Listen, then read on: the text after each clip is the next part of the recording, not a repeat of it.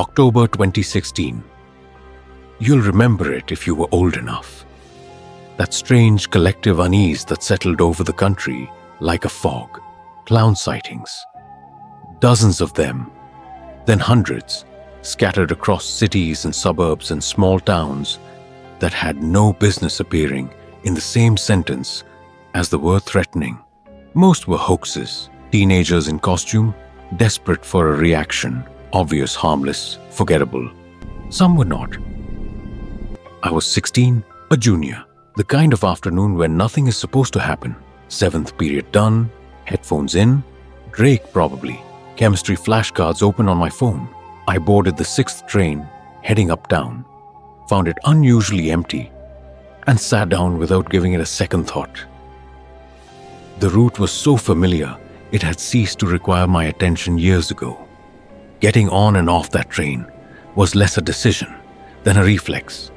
We pulled into 96th Street, and I rose automatically, already moving toward the doors before I'd consciously registered the stop. Head still down, music still on, flashcards still open.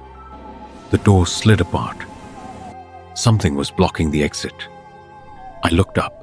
He was standing in the doorway in full costume. Oversized rainbow trousers, a yellow shirt with red suspenders pulled tight. The only thing missing was the wig. And somehow, the absence of it made everything worse. He wasn't trying to board the train. He wasn't moving at all. He simply stood there, filling the doorway, and looked at me. I had maybe 5 seconds before the doors would close again. I tried to push past him. The moment I made contact, he dropped his weight forward in one smooth, practiced motion, bringing his face level with mine, close enough that I could see the texture of the paint. I ran. He lunged.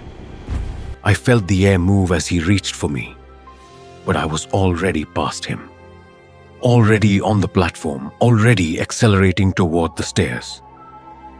Behind me, I could hear him. That uneven lurching stride. Something wrong with the proportions of how he moved. I looked back once. He was still coming, and in his hand, catching the dull fluorescent light of the station, was a kitchen knife. I hit the stairs and didn't stop until I was on the street. He didn't follow me above ground. I reported everything to the police. An officer went down into the station. By the time they got there, the platform was empty, the train long gone, the whole thing swallowed up by the city as though it had never occurred.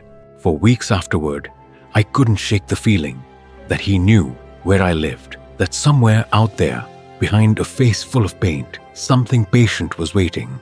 Logic told me otherwise. But logic and fear operate on entirely different frequencies. And for a while, fear was louder. I was 25 when it happened. Maybe 26.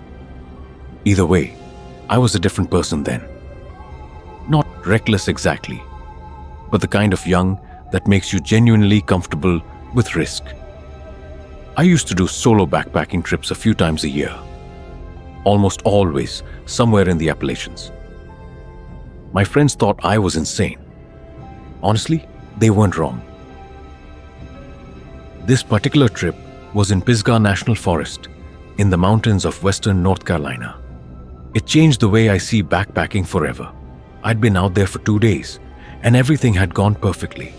The weather held, the trail was silent, and I hadn't seen another human being since the first morning. I was deep in that rare, uncomplicated peace that only comes when you're truly alone in wild country. That peace ended on the afternoon of the second day. Dark clouds built fast to the west, but within an hour, the wind picked up hard and the temperature dropped fast enough that I stopped mid-stride to pull on another layer. By the time the first drops hit, I was already scanning for shelter. And then the sky opened up. It went from drizzle to downpour in minutes. The wind was bending smaller trees sideways.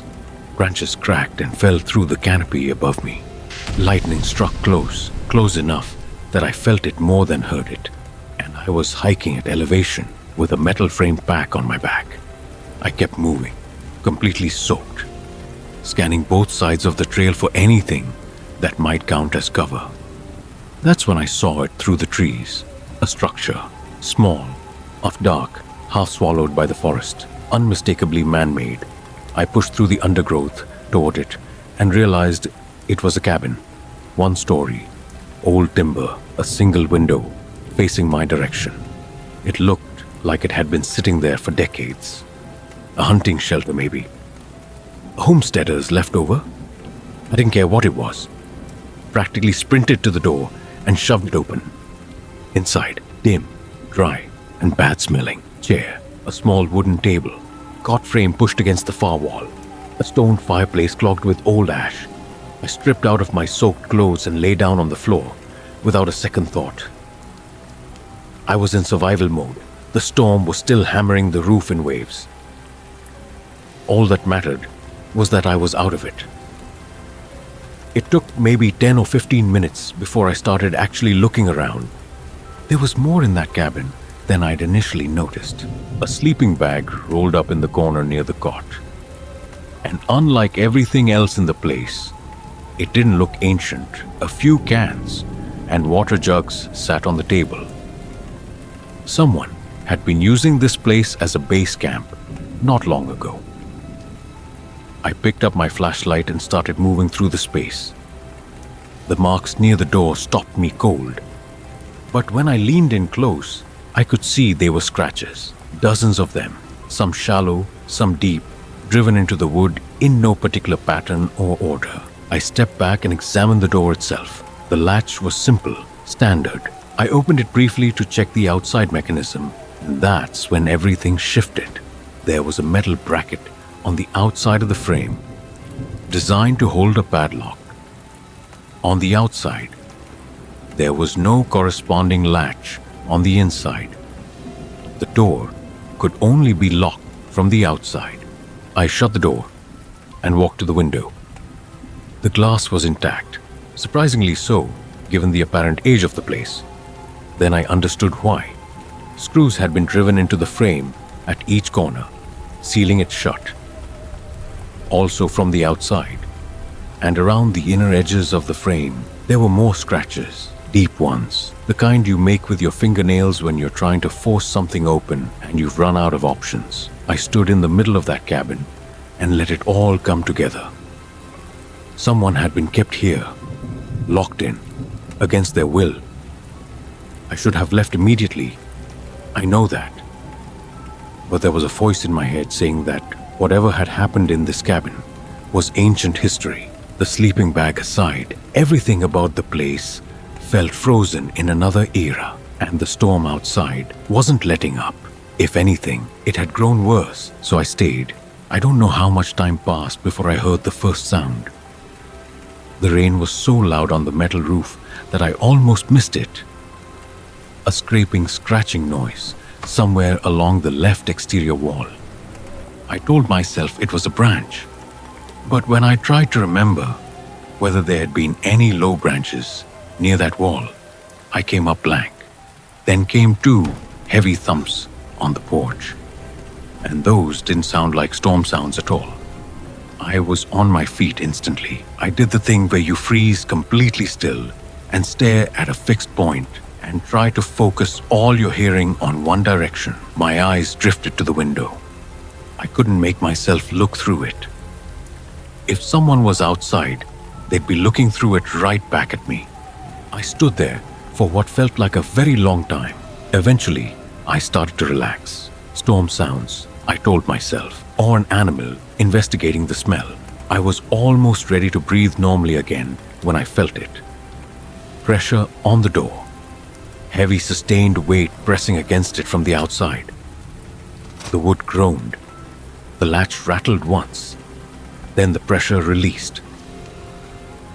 My heart slammed into a full sprint. Why would someone be outside in a storm like this? Circling the cabin, tapping on the walls, pressing against the door. Without simply coming inside, and I thought about what I'd found inside. The scratches, the padlock bracket, the screwed shut window. Maybe whoever was out there didn't want to come inside. Maybe they wanted me to stay in. I don't know if that was the right read on the situation. Maybe my mind was just coming apart at the seams. But I made a decision. I was leaving. Right now, I started moving things into my pack as fast as I could. Heart hammering, that sick specific feeling of something being wrong spreading through my chest. I was maybe 30 seconds from the door when I heard the glass shatter behind me. I spun around in time to see something come through the window. And then, the room erupted in fire. It spread so fast, I couldn't process it. 1 second, I was standing in a dim, rain-soaked shelter. The next, the walls were burning, and the heat hit me like a physical shove. I threw myself at the door. It was jammed. I hit it again, full force, and it collapsed off its hinges, with me on top of it. I scrambled to my feet and ran. I couldn't see anything. I was just crashing through the woods in the rain and the dark, branches staring at my face. Then something hit me from behind, and I was on the ground. A person was on top of me. We were fighting, actually fighting, for my life, in the mud and the dark and the rain. He was screaming, gouging at my eyes, going for my throat. I was clawing and kicking and doing everything wrong, but somehow doing enough of it. I got a foot against him and shoved him off. I found my footing and ran again, and the sound of screaming followed me into the dark. I looked back twice. The cabin was fully engulfed. A fireball through the trees, orange light bleeding into the rain. By the second look, it was smaller, receding, but I didn't stop running until my legs simply quit. I found 2 fallen trees crossed against each other, a narrow gap beneath them that blocked most of the rain. I crawled in and collapsed. I don't know how many hours I spent under those trees. Time stopped meaning anything. At some point, feelings started returning to my body, and I gave myself a single instruction: move or die. Whoever was out there wasn't far. So I got up. I stumbled through the dark forest without knowing where the trail was, not caring either. Eventually, the rain pulled back enough for me to get some bearings. I found a random trail and followed it until I reached a trailhead. The storm was over. The first person I saw drove me to a hospital. 2nd-degree burns on my left forearm and the back of my neck. The doctors told me I was lucky I hadn't inhaled more smoke than I did. I gave the police what I could. I knew they weren't going to do much. I hadn't been in a charted section of the forest, and I couldn't even point them to a precise location. Someone had pre-treated that cabin with something flammable. There's no other explanation for how fast it went up. Metal roof, soaking rain, and still the whole thing was gone in minutes. Someone had set it up, and they'd been waiting. My wife thinks I stopped doing solo trips because I finally grew up. She's not entirely wrong, but she doesn't know about this. She's never going to know about this, and I know, in my bones, that I will never go into the backcountry alone again. This one doesn't arrive with the sudden shock of the others. It crept. It accumulated. It revealed itself slowly, the way certain kinds of danger always do. Not in a single terrible moment, but in a series of small quiet ones, each individually dismissible. Until one day, you look up and realize you're somewhere you should never have been. I was 2 years out of undergrad. Adrift in that particular way, you can only be adrift when you're young enough to have no real obligations, but old enough to feel the weight of time. I was picking up odd jobs, killing hours, scanning job listings on Indeed with the focused desperation of someone who needed money more than purpose. That's when I found it. A private lifeguard position at a hotel a few towns over. The listing was strange in ways I almost talked myself out of noticing, as the hours ran from 5 p.m. to 1 a.m. A night shift for a swimming pool, which served no obvious purpose I could name. And buried in the requirements was something that stopped me cold the first time I read it, and again the second. They specifically wanted someone who did not speak Spanish. I'm half Mexican. I have spoken Spanish since childhood. The town where the hotel was located was predominantly Spanish-speaking. The requirement made no sense, and the fact that it made no sense made it impossible to stop thinking about. But it paid $30 an hour, and I have always been better at talking myself into things than out of them. The hotel looked ordinary on the outside. The man who greeted me, short, broad, as relaxed in that easy way some people carry themselves, put me at ease almost immediately. But as we crossed the lot toward the entrance, a second man came around the corner and stopped. He was taller. Still, his eyes moved over me with the careful, measuring quality of someone conducting an assessment. And then, without greeting, without introduction, he began speaking to me in Spanish, not aggressively, just casually. The weather, I think. Something ordinary. But the ordinariness of it was exactly the point. He was watching my face the way you watch a face when you already know the answer to a question and you're simply waiting to see whether the other person will lie. I gave him nothing. A blank expression, a slow blink after a long moment, where he and the first man laughed, the laugh of people who had run this test before, and it was over. He introduced himself as Jefe. The first man was Esteban. They walked me to the pool and explained the job. Late hours because they were opening the pool to non-guests for a fee. No Spanish because it would make me less susceptible to harassment from difficult patrons. My responsibilities: lifeguard, collect entry fees, contact Jefe if anything went wrong. And one more thing. If anyone showed me a blue wristband, I was to unlock the large building directly behind the lifeguard stand. The pool house, he called it. I didn't ask what was inside. The first weeks were quiet, busy even. More people used the pool than I expected, and I did my job without incident. No one showed me a wristband. I almost forgot the instruction had been given. Then one afternoon, a man approached the stand, broad-shouldered sunglasses, a white button-down despite the heat. He said nothing in English because he spoke none. He simply extended his wrist. I unlocked the pool house. An hour later, he emerged. He walked toward the exit at the same unhurried pace he'd arrived, but the bag on his back was noticeably, unmistakably heavier than it had been when he went in. After that, it escalated quietly and steadily. More wristbands, more people arriving in groups, entering the building, leaving with bags that sat differently on their shoulders. More non-guests at the pool, paying in amounts that didn't quite add up. And then one afternoon the numbers stopped adding up in a way I could no longer ignore. Patrons were consistently, substantially overpaying. Not rounding up, overpaying. I called Jefe. He told me not to worry about it. He hung up while I was mid-sentence. I sat with the phone in my hand and listened to the silence of the line. And everything I had been carefully not thinking about came forward all at once. Money laundering.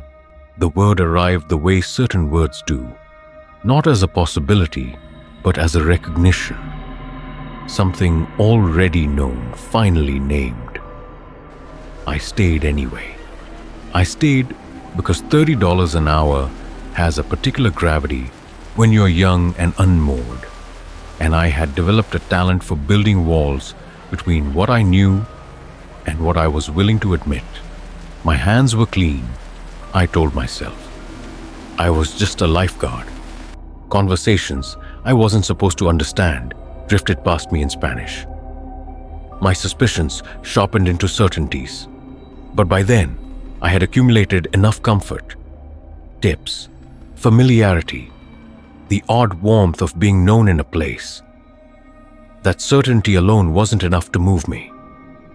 Then I saved a drowning child, a boy who'd wandered too far from the shallow end, going down quietly, the way drowning actually happens, without the noise people expect.